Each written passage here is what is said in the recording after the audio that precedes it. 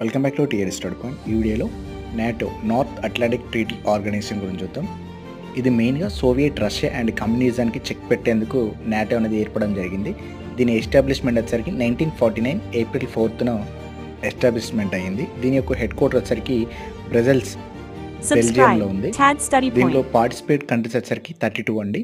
USA కెనడాతో పాటుగా 30 Europe countries, 31st కంట్రీగా ఫిన్లాండ్ యాడ్ కావడం జరిగింది. 32nd కంట్రీగా స్వీడన్ జాయిన్ కావడం జరిగింది.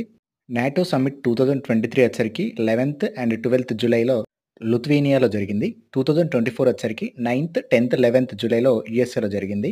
2025లో upcoming summit 24th, 25th, 26th June నెదర్లాండ్లో జరగబోతుంది. 2026 వచ్చరికి టర్కీ లేదా తుర్కియాలో జరగబోతుంది.